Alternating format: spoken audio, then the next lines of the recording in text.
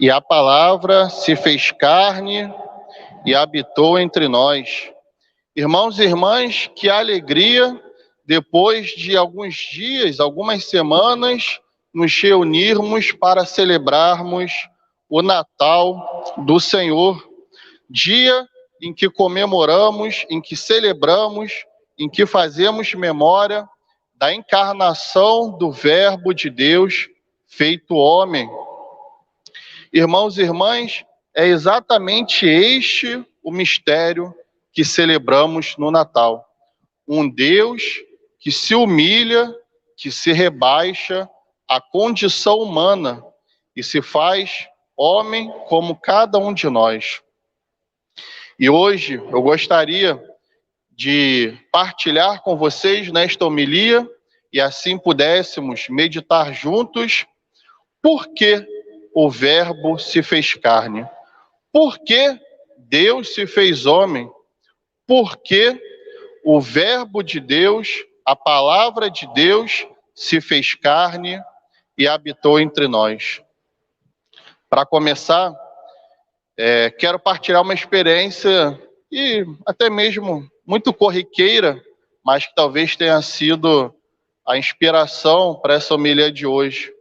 Ontem, quando pensava, rezava em como, o que Deus queria que meditássemos no dia de hoje, eu estava indo para Araruama, para o centro, ver algumas coisas que ainda faltava, Sempre falta uma lembrancinha na última hora, E eu, indo para o centro, passava em frente à UPA e ali me vinha à cabeça o seguinte pensamento: o que será que aquele pai, que aquela mãe que ali trabalham, e sobretudo no ano de 2020, nesse contexto de pandemia, o que aquele pai e aquela mãe falaria para o seu filho na noite de Natal? Na verdade, o que eles falariam ao saírem de casa para trabalhar e assim não poderem passar a noite de Natal com seus filhos em casa. E eu imaginava que aquele pai, aquela mãe, profissional de saúde, falaria para o seu filho o seguinte: filho, filha, papai ou mamãe vai precisar salvar vidas. Vai precisar estar esta noite fora de casa para salvar vidas. Irmãos e irmãs, por que partilho esta experiência corriqueira da minha vida com vocês no dia de ontem? Porque foi exatamente isso que aconteceu há 2000 anos atrás. O mistério da encarnação está estreitamente ligado à salvação da humanidade. Está estreitamente ligado a esse mistério de amor de Deus que veio para nos redimir, para nos salvar. Não é à toa que ouvimos, na primeira leitura de hoje, o profeta Isaías dizer como são belos os pés de quem anuncia o bem e prega a salvação. Esse que anuncia o bem, que anuncia o reino dos céus, prega a salvação e se prega por nossa salvação, é o Senhor Jesus.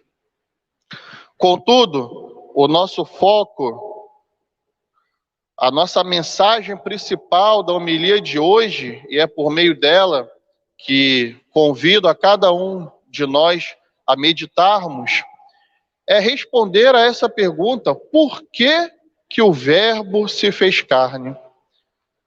Foi por nós e para a nossa salvação, como nos ensina a profissão de fé, o nosso credo, que daqui a pouquinho rezaremos. O Verbo de Deus se fez carne por nós e para a nossa salvação. Só aqui, irmãos e irmãs, já poderíamos encerrar a homilia, nos ajoelharmos diante do Senhor e passarmos o dia inteiro rezando em ação de graças por tal ato imenso de amor dele em favor de cada um de nós. Ele se fez homem por cada um de vocês, por cada um de nós e para a nossa salvação. Contudo, irmãos e irmãs, esta verdade se expressa por meio de 4 modos. O primeiro modo, a igreja nos ensina que o Verbo se fez carne para nos reconciliar com Deus. Nós bem sabemos pelas Sagradas Escrituras que na criação Deus fez o homem e a mulher, e o homem, desobedecendo a Deus, adquiriu então para si o pecado original. Pecado este que herdamos nós, nos tempos de hoje, dos nossos primeiros pais, de Adão e Eva, de uma forma misteriosa, mas herdamos. Apagamos o pecado original pelo batismo, mas continua em nós a inclinação para o mal. Continua em nós este desejo de, querendo fazer o bem, acabamos por fazer o mal. Irmãos e irmãs, desde o pecado original, Deus quer a nossa reconciliação com Ele. Desde o pecado original, Deus nos promete salvação.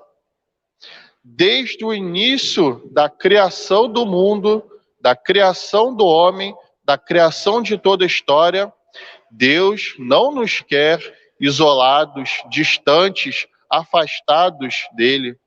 Pelo contrário, ele se fez homem para que nós fôssemos reconciliados com ele, por ele e nele. Além disso, irmãos e irmãs, uma outra forma de expressar este mistério da salvação na encarnação de Deus, na encarnação do menino Deus, é que ele se fez homem para que nós conhecêssemos o seu amor. Para que nós pudéssemos experimentar este amor imenso, grandioso de Deus por cada um de nós, a tal ponto de termos a certeza, como falou na primeira leitura e no salmo de hoje, que os confins de toda a terra, os confins de todo o universo, contemplaram a salvação de nosso Deus. Irmãos e irmãs, o amor de Deus que se manifesta por cada um de nós na encarnação do Filho de Deus, não se restringe aos católicos, aos cristãos, mas ele se estende, ele alcança todo o universo, toda a terra. Naquela época em que as Sagradas Escrituras foram redigidas, apenas 3 continentes eram conhecidos, basicamente, né? A Europa, a Ásia e a África. O que seriam os confins de toda a terra, senão as Américas, a serem descobertas 1500 anos depois? É por isso que aqueles pastores que vieram do Oriente eram 3. Cada um simbolizava um continente que até então era o que se conhecia da terra. Hoje podemos afirmar que os confins de toda a terra, as Américas, o Brasil, Araruama, São Vicente, contemplaram a salvação do nosso Deus. E esta salvação tem um nome e se chama Jesus Cristo. E ele é a manifestação visível do Deus invisível. Ele é a manifestação do amor de Deus expresso em carne e osso. Além disso, irmãos e irmãs, um terceiro motivo, uma terceira forma de expressar esta encarnação do Senhor que se fez homem por nós e para a nossa salvação, nos ensina a igreja que foi também para que nós tivéssemos um modelo de santidade. Irmãos e irmãs, se vemos no Antigo Testamento Deus dando ao homem Os 10 mandamentos, ali nas tábuas de pedra, a lei do Senhor era dado ali de uma forma amorosa, porque os mandamentos do Senhor expressam o amor dele por cada um de nós. E qual o caminho que devemos seguir? Vemos por meio da encarnação do Verbo, por meio da encarnação do Filho de Deus, o próprio Senhor feito homem, e ali ele seria agora o nosso modelo. Se era difícil seguir os 10 mandamentos, não seria tão difícil seguir o que um homem fazia, o que um homem falava, como o homem agia. Teoricamente, seria muito mais fácil, irmãos e irmãs, porque ali já não seria algo de alguma forma impessoal, as tábuas de pedra, a lei do Senhor como uma ordem. Pelo contrário, seriam tábuas de carne e osso. A ordem não seria nada mais, nada menos do que a própria vida do Senhor, do que os próprios mandamentos do Senhor manifestados de uma forma humana. Por isso, irmãos e irmãs, nosso Senhor Jesus Cristo, o menino Deus que na noite do Natal se encarnou, assumiu a nossa natureza humana, é para nós modelo de santidade, é para nós exemplo do que devemos ser, de quem devemos ser, para depois de ganharmos, no final de nossos dias, o prêmio da felicidade eterna junto do Pai. E ainda, uma quarta forma de expressar essa salvação de Deus por cada um de nós, nos ensina a igreja que o Verbo se fez carne para nos fazer participantes da natureza divina.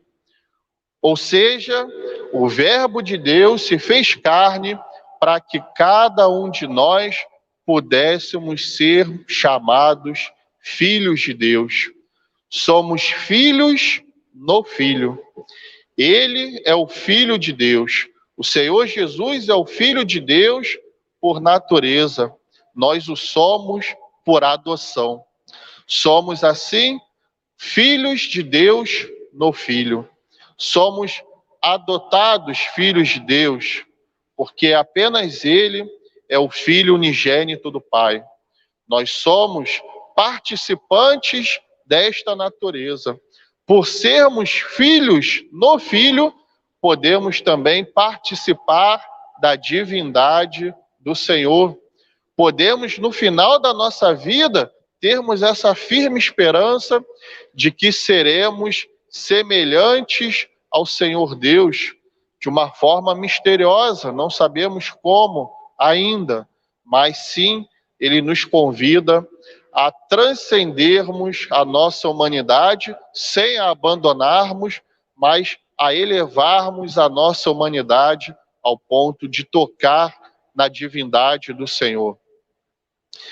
Irmãos e irmãs, o Verbo se fez carne por nós e para a nossa salvação, para nos redimir, nos reconduzir a Deus, para fazermos nós conhecer o amor do Senhor, para ser nosso modelo de santidade e para nos fazer participantes da natureza divina. Irmãos e irmãs, é este o mistério da encarnação do Senhor, da encarnação do Filho de Deus, que celebramos no dia do Natal. Deus assume a natureza humana para que na natureza humana salve toda a humanidade. São João Crisóstomo, um santo dos primeiros séculos da Igreja, século IV para o século V, um grande patrono dessa igreja primitiva, atribuiu um nome, uma palavra a este mistério de Deus que se faz homem. É o mistério da condescendência divina. Deus se humilha, Deus se rebaixa à condição humana por nós e para a nossa salvação. Se às vezes falar que Deus se humilha, se abaixa, pode parecer que nada somos, poderíamos usar uma imagem que vale muito aqui ao caso, né? Faz muito bem aqui, pode ser aplicada aqui a esta palavra de São João Crisóstomo, que é aquela imagem do pai com o seu filho. Quando o filho é pequeno e precisa pedir alguma coisa ao pai, como que o filho costuma fazer? Ele vai olhando para o alto, vai chamando o pai, vai pedindo ao pai, às vezes vai puxando a calça do pai ou da mãe, enfim, e ali pede o que tem que ser pedido, e ali invoca o que tem que ser invocado, e ali chama para o motivo ao qual ele quer a atenção. E qual que é a atitude do pai ou da mãe? Eles se abaixam. Eles se voltam para o seu filho e ali o atendem, e ali o ensinam, e ali o instruem, ali eles dão a devida atenção e de alguma forma realiza o que o filho pede. Irmãos e irmãs, esse é o mistério da condescendência divina em favor do homem. Deus se humilhar, se abaixar por causa de cada um de nós, não deve ser motivo de tristeza para nós. Muito pelo contrário, deve ser um motivo de alegria, pois nós nunca seríamos capazes de nos elevarmos à condição divina se não fosse